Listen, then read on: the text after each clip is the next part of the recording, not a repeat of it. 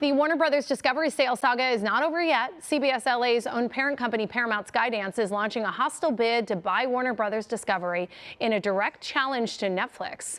Last week, Netflix agreed to buy the media and entertainment company's studio and streaming assets for $27.75 per share, $27.75. Paramount Skydance will go directly to shareholders with an all-cash $30 per share offer. Speaking with CNBC, Paramount Skydance CEO David Ellison raised concerns about the Netflix deal and what combining two of the most dominant streaming platforms would mean for Hollywood.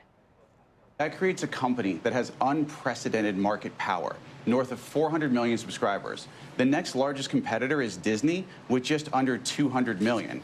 That's bad for Hollywood. That's bad for the creative community. That's bad for consumers.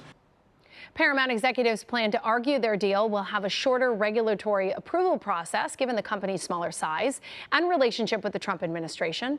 No response yet from Netflix or Warner Brothers. We are joined now by Variety TV's executive editor, Michael Schneider, to break down these new developments and the impact to Hollywood. Good morning. Thanks so much for joining us, Michael.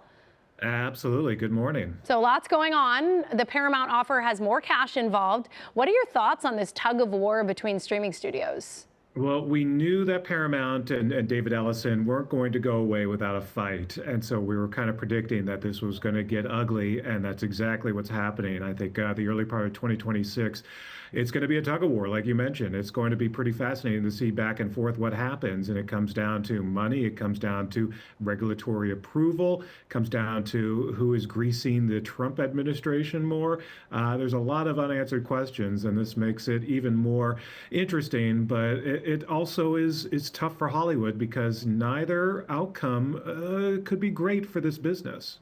So how would a Paramount Warner Brothers merger be different than a Netflix one?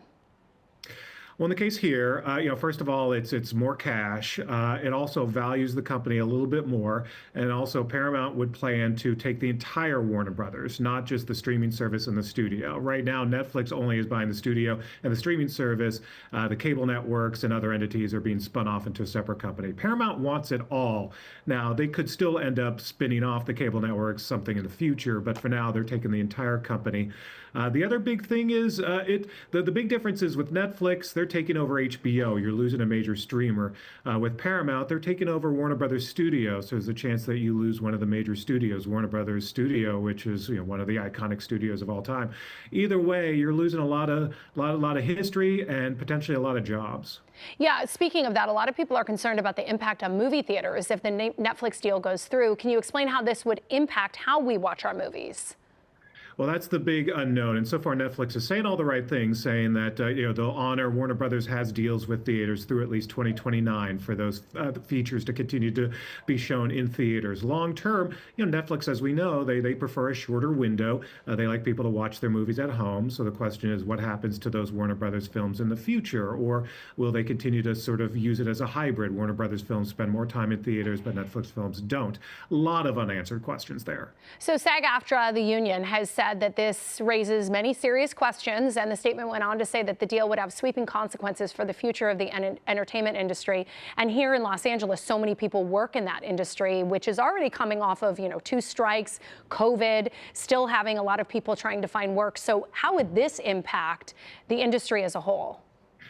I don't like any of this at all because I think ultimately it means that we're going to lose a lot of jobs. We've already seen a ton of job loss this year.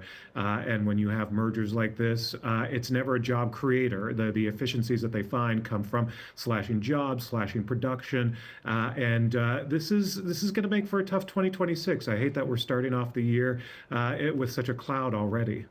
Obviously, I know you don't have a crystal ball, but just with everything in the industry and just with regulations, do you think that either of the deals, do you think one has a better chance than the other of being approved? Do you think either of them will get approval if they have the winning bid?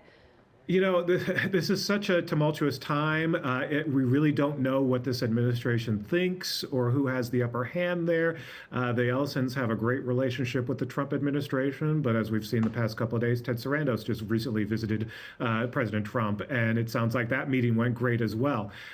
So it's really, your guess is as good as mine, and that's what's going to make this really interesting, at least to cover. I'm going to have a lot to do in early 2026.